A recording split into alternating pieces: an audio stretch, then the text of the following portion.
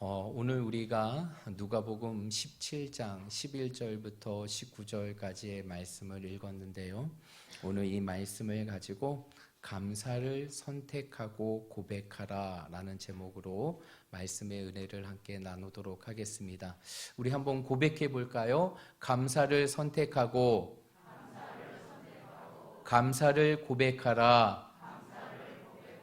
감사를 선택하고 감사를 고백하라. 오늘 이 말씀의 제목과 같이 우리의 삶이 늘 감사를 선택하고 감사를 고백하며 우리의 삶을 감사로 채워나갈 수 있는 우리 모든 믿음의 성도들이 되시기를 주님의 이름으로 축복드립니다. 인생을 정의하는 여러 가지 격언들이 있죠. 인생을 정의하게 되는 여러 가지 말들이 있는데 그 중에 하나가 바로 무엇이냐? 인생은 선택이다 라고 얘기합니다. Life is a choice. 모든 인생의 과정은 선택이다. 선택을 통해서 인생의 삶이 이루어지는 것이고 우리의 모든 인생의 삶은 끊임없이 선택이다 라고 말하고 있다는 것입니다. 그렇다면 이렇게 무엇인가를 선택하고 결정하며 이 땅을 살아가야 될 우리들이 우리의 삶 속에 선택해야 될 것은 무엇일까요? 오늘 우리가 읽었던 본문의 말씀을 통해 우리가 무엇을 선택해야 될지를 가르쳐 주는데 오늘 우리가 읽었던 본문의 말씀은 우리가 너무나 잘 알고 있는 말씀이에요. 이제 예수님께서 자신의 십자가의 죽음을 위해 예루살렘으로 가는 가운데 한 마을에 들르게 됩니다. 그리고 그곳에서 누구를 만나게 됩니까? 10명의 문둥병자를 만나게 돼요. 그 10명의 문둥병자, 나병 환자들이 예수님이 자신의 마을에 오셨다는 소식을 듣고 예수님을 향해 달려갑니다. 그리고 예수님을 향해 뭐라고 얘기합니까? 예수님, 우리를 불쌍히 여겨주십시오. 예수님, 우리를 불쌍히 여겨주십시오. 그런데 예수님께서 그 나병 환자들에게 하신 말씀은 내 병을 고쳐주겠다라고 말씀하시는 것이 아니라 뭐라고 말씀하십니까? 내 몸을 누구에게 보이라? 제사장에게 보이라 라고 얘기하는 것이에요. 사실 그 당시에 이 나병, 곧 문둥병이라는 것은 굉장히 율법적으로 큰 죄악의 병이었어요. 질병적으로도 고통이 있지만 율법적으로도 저주의 질병이 이 나병이었다는 것이죠. 그래서 나병 환자들은 이스라엘의 진영 가운데 함께 살지 못하고 그 진영에서 떨어진 곳에서 따로 생활을 하고 있었습니다. 그런데 이 나병 환자들이 자신의 몸이 나았을 때 이제 내가 나병에서 치료받았다, 회복되었다, 그리고 그것을 확인하는 것이 바로 누구에게 자신의 몸을 보이는 것이냐? 제사장에게 자신의 몸을 보이는 것이에요. 그런데 예수님께서는 뭐라고 얘기하느냐?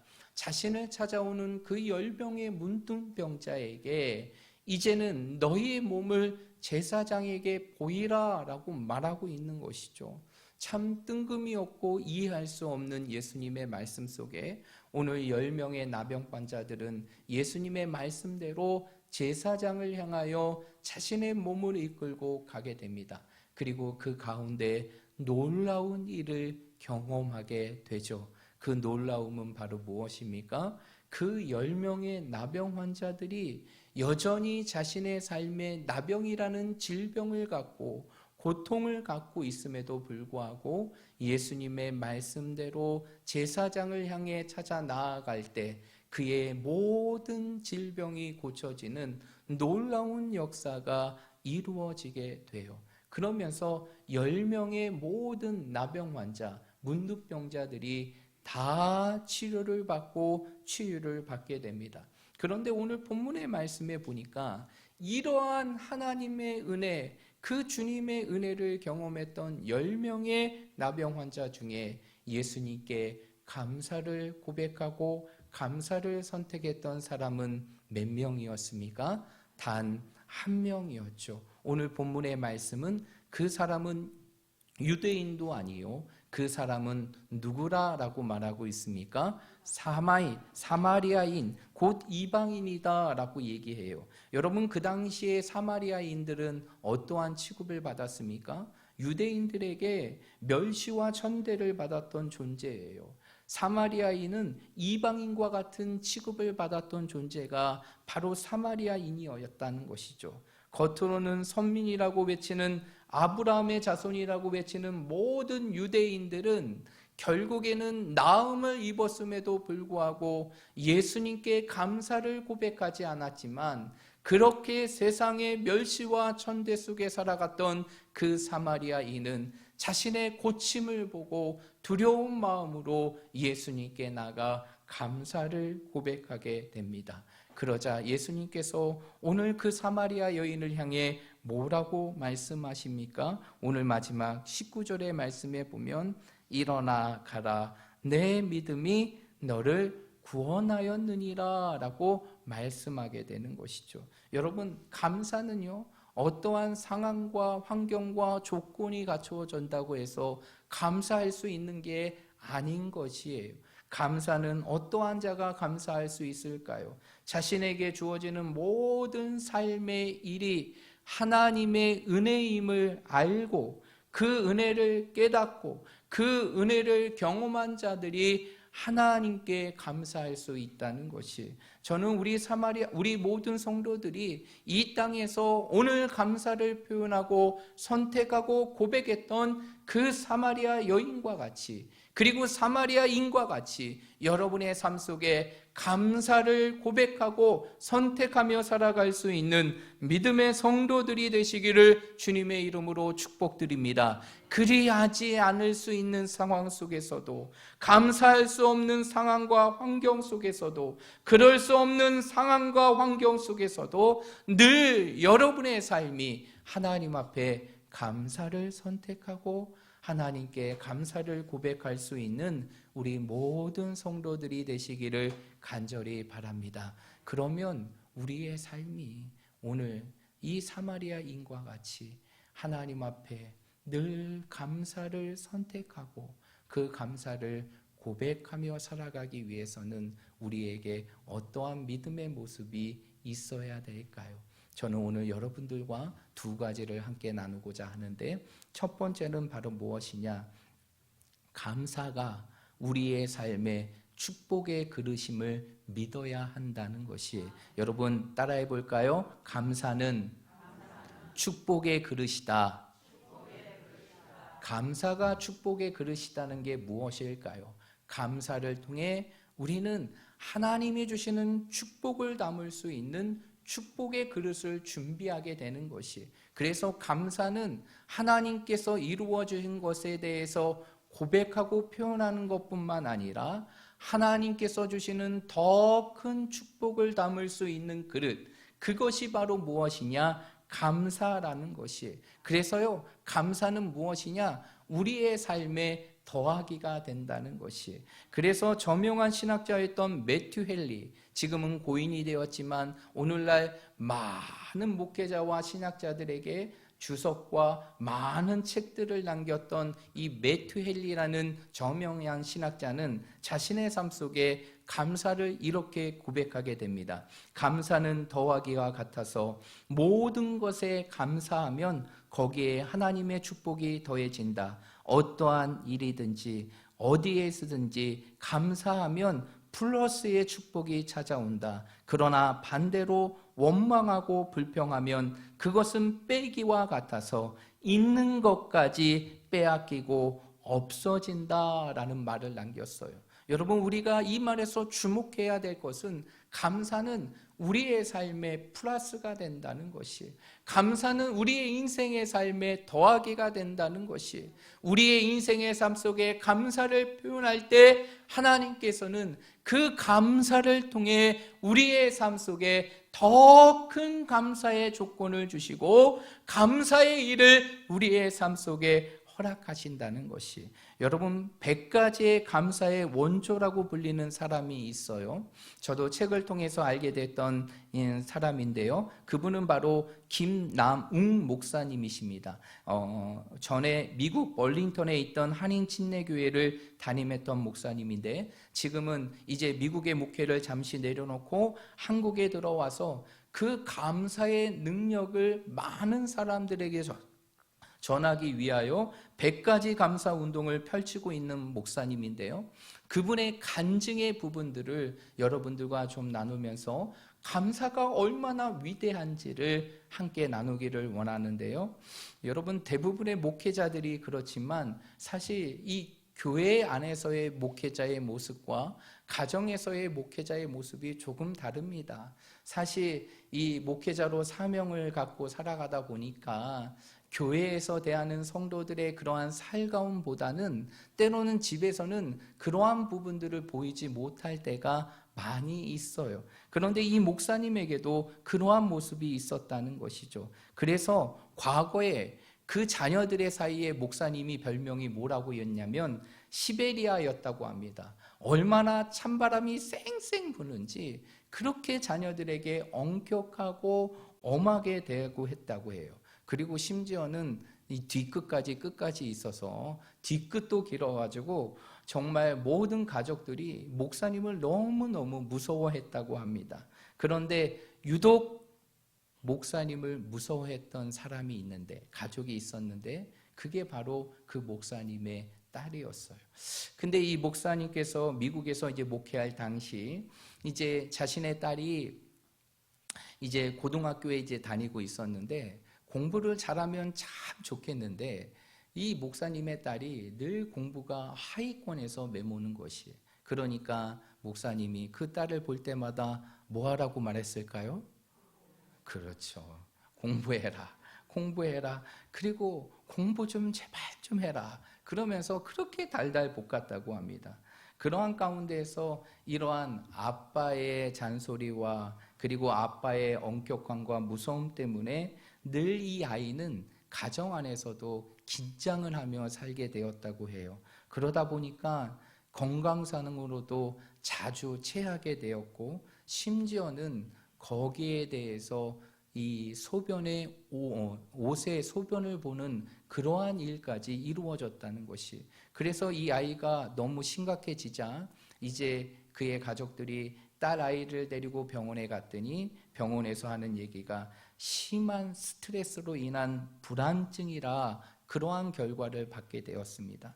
그러한 가운데 자신의 사랑하는 딸이 그러한 결과를 받게 되니까 그 목사님의 마음이 얼마나 아프겠어요. 그래서 그 목사님이 이제 자신의 삶 속에 선택하는 것이 100가지의 감사의 편지를 쓰는 것을 선택하게 됩니다. 그리고 일주일에 2번, 3번, 그리고 한 달에 10번 정도 이제 딸 아이뿐만 아니라 모든 가족들에게 감사의 편지를 늘 썼다고 해요. 당신 때문에 감사했던 감사의 내용들을 쭉 나열해서 때로는 100가지, 때로는 그 이상의 것들을 감사의 편지로 해서 매주마다 나누어주고 전했다고 합니다. 그리고 모든 가족들에게 이제는 엄격함이 아니라 하루에 한 번씩 그 가족들을 바라보면서 칭찬을 해줬다고 해요. 너는 이러한 부분들이 잘해, 참 훌륭하다, 이렇게 칭찬을 해줬다고 합니다. 그러다 보니까 이 목사님의 눈에 늘 야단을 치는 모습만 보였던 딸의 모습 속에 이제는 무엇의 거리가 들어오게 되느냐? 감사의 거리가 눈에 들어오기 시작하는 것이, 그러면서 집안의 분위기도 달라지게 되었고, 그리고 무엇보다 딸의 모습이 달라지게 되는데, 여기서부터가 중요합니다. 엄청난 변화가 그 딸의 삶 속에 이루어지게 돼요.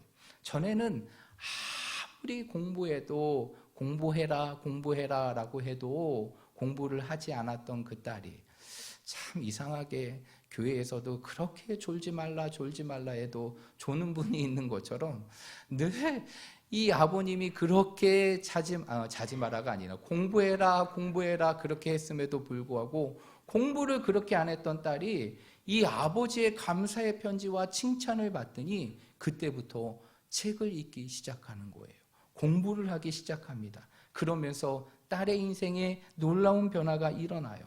그 당시 미국 고등학교에는 우수반 제도가 있었다고 합니다. 지금은 모르겠는데, 그래서 아너스 클라라고 해서 이제 정교에서 그 학년 중에서 정교에서 잘하는 아이들을 골라서 그 아이들을 따로 반으로 만들어서 이제 운영하는 제도가 아너스 클래스 제도였는데, 이 안 목사님의 딸이 늘 하위권에 머물었던 그 딸이 그 클래스에 들어가게 된 것이, 근데 여러분 그 클래스에 들어갔음에도 불구하고 그 클래스 안에서 1, 2등을 다툴 정도로 실력이 굉장히 좋아지게 되는 것이, 그러한 가운데서 이 안 목사님의 딸이 고등학교를 마치고 이제는 대학에 진학을 하기 위해서 진학을 지원했는데 엄청난 결과가 나타났어요.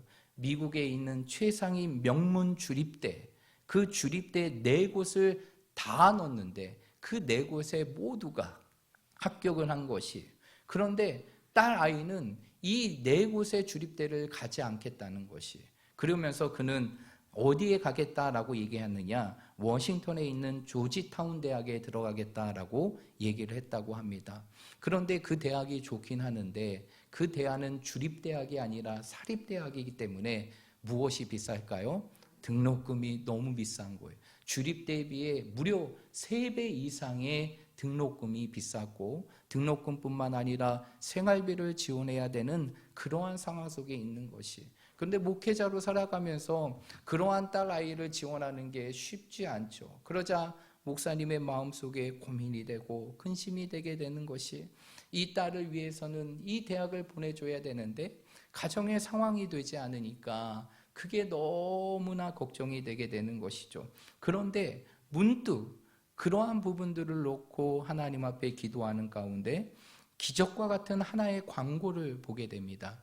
여러분, 미국의 유명한 사람 중에 한 사람이 바로 마이크로소프트 회사의 회장이었던 이 빌 게이츠라는 사람 아시죠? 이 빌 게이츠 장학재단이 있게 됩니다. 미국에 수천 개의 장학재단이 있는데 그 중에 가장 최고의 엘리트 장학재단이 이 빌 게이츠 장학재단인데, 이 장학재단에 들어가면, 장학생으로 들어가게 되면 대학 입학금뿐만 아니라 그가 박사학위를 받을 때까지 모든 학비와 그리고 모든 생활비, 생활의 모든 부분들을 다 지원받는 것이에요. 그렇기 때문에 많은 사람들이 지원하게 되는데, 이제 그 광고를 보고 자신의 딸에게 여기를 지원할 것을 제안하게 됩니다. 그리고 그 딸이 지원하게 되는데 경쟁률이 무려 600대 1. 도저히 들어갈 수 없는 그러한 상황 속에서도 하나님께서는 그 모든 경쟁률을 제치고 장학생으로 선발되게 하시는 것이, 그런데 더 놀라운 것은 그 다음이었어요. 이제 이 안 목사의 딸이 이제 빌 게이츠 장학재단의 장학생으로 선택이 되고 들어가게 됩니다. 그러면서 그 장학재단의 지도교수를 통해서 면담을 하는 시간들이 있어요. 그러면서 자신의 진로를 어떻게 해야 될지를 이제 코칭을 받게 됐는데, 그곳에서 지도교수가 면담을 한 이후에 그 딸에게 이렇게 말했다고 합니다. 너는 정말 큰 꿈을 품고 있구나. 그런데 그것을 위해서 내가 보완해야 될 부분들이 있다. 그것은 정치인에게 반드시 필요한 사람과의 관계이다. 내가 정치를 공부하기 위해서는 지금 이 대학에 가는 것도 중요하지만 내가 꼭 들어가야 될 대학이 있다. 그것이 바로 영국에 있는 옥스퍼드 대학에 있는 최고 경영자 과정에 진학을 해야 된다라고 충고를 해주는 것이에요. 그리고 그 이후에 어떠한 일이 벌어졌는지 아십니까? 그 지도교수와 그 재단의 도움으로 이 딸은 이제는 세계 최고의 대학, 우리는 하버드가 최고의 대학이라고 생각하지만 실제적으로 최고의 대학은 영국의 옥스퍼드라고 합니다. 그게 세계에서 제일 알아주는 대학이라고 해요. 그 옥스퍼드 대학의 최고 경영자 과정에 입학을 받게 되는 놀라운 결과가 이루어지게 되게 돼요. 여러분, 이 모든 결과가 무엇으로부터 시작되었을까요? 감사로부터 시작되는 것이에요. 그렇게 감사할 수 없는 현실 속에서도 그 목사님이 이제는 하나님 앞에 감사의 삶을 살아갈 때 그 감사가 축복의 그릇이 되어서 딸 아이를 회복하게 하고 그의 진로를 열게 되는 하나님의 놀라운 축복의 결과로 이루어지게 되었다는 것이, 여러분, 우리의 삶 속에서도 감사하면 이러한 축복이 우리에게 주어질 걸 믿으시길 바랍니다. 왜? 감사는 무엇의 그릇이기 때문에? 축복의 그릇이기 때문에 우리가 이 사실을 믿고 감사할 수 없는 현실 속에서도 우리가 감사함을 통하여서 우리의 삶에 더하여 주시는 하나님의 놀라운 축복을 여러분의 삶 속에 경험하시고 늘 여러분의 삶을 하나님 앞에 감사함으로 채워갈 수 있는 우리 모든 믿음의 성도들이 되시기를 주님의 이름으로 축복드립니다. 두 번째로, 우리의 삶 속에 감사를 선택하고 그리고 감사를 고백하기 위해서는 우리에게 또 하나의 믿음의 모습이 있어야 돼요. 그것은 바로 무엇이냐? 감사가 우리의 인생의 삶의 정답임을 믿어야 한다는 것이, 여러분, 감사는 축복의 그릇일 뿐만 아니라 우리의 인생의 모든 문제들과 우리에게 얽혀져 있는 모든 상황들을 풀 수 있는 것, 그것이 바로 감사라는 것이, 그래서 우리가 감사할 수 없는 상황 속에서도 하나님 앞에 감사하면 그 감사는 우리의 인생의 삶의 정답과 같이 우리가 가야 될 길을 가게 하고 우리의 인생의 삶의 모든 것을 풀게 하는 하나님의 역사로 이루어지게 되는 것이, 하나님께서는 우리의 인생의 삶에 아무것도 풀 수 없는 인생이라는 그 질문지에 우리의 삶의 정답이라는 한 가지를 주셨는데, 그것이 바로 무엇이냐? 감사라는 것이. 여러분의 인생의 삶 속에 풀리지 않는 일이 있습니까? 여러분의 인생의 삶에 걱정과 근심이 있습니까? 그러면 그것들이 내 삶 속에 이루어지지 않는다고 해서 우리의 삶을 원망하고 불평하는 것이 아니라 그 삶 속에서도 감사하면서 감사의 조건과 감사의 제목을 찾으시길 바랍니다. 그 감사가 우리의 인생의 삶의 정답과 같이 모든 것을 풀게 되는 하나님의 역사로 이루어지게 될 것입니다. 저는 이번 한 주 동안 정말 이러한 감사의 능력을 아주 피부로 경험하게 되는 그러한 사건이 하나가 있었는데요. 우리 장로님들과는 공유를 했는데 사실 이번 한 주 동안 저에게 풀어야 될 하나의 큰 숙제가 있었습니다. 풀어야 될 하나의 큰 숙제. 그런 것은 바로 무엇이냐면, 제가 내지도 않아도 되는 세금을 무려 130만 원이나 되는 비용으로 내게 되는 상황이 처해지게 되었어요. 여러분, 말이 130만 원이지 사실 내가 내지 않아도 돼야 되는 돈을 낼 때 그것만큼 아까운 게 없어요. 그래서 제일 아까운 게 뭔지 아십니까? 바로 운전하면서 제일 아까운 거는 주차 딱지가 그렇게 아깝고요. 그리고 속도 위반이나 신호 위반할 때 그 벌금들이 그렇게 아까워요. 왜냐하면 안 내도 되는 것들을 내야 되는 상황이 되기 때문에. 그런데 세금이 130만 원이 낮게 된 거예요.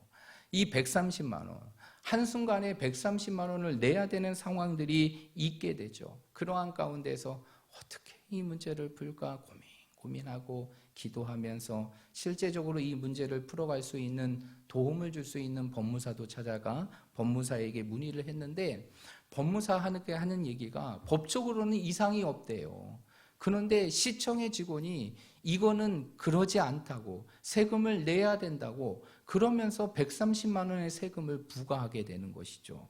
그러한 가운데서 계속적으로 이 부분들을 어떻게 하면 좋을까 고민하게 되고, 그러다 보니까 밥 먹어도 그 생각, 뭘 해도 그 생각이 떠나지 않은 것이, 그래서 하루는 저녁은 너무 답답해가지고 좀 걸어야겠다라고 생각이 들어서 아내와 함께 쭉 이렇게 걸으면서 했는데 여전히 그 생각들이 떠나지 않죠. 어떻게든 풀어야 되는 상황이니까.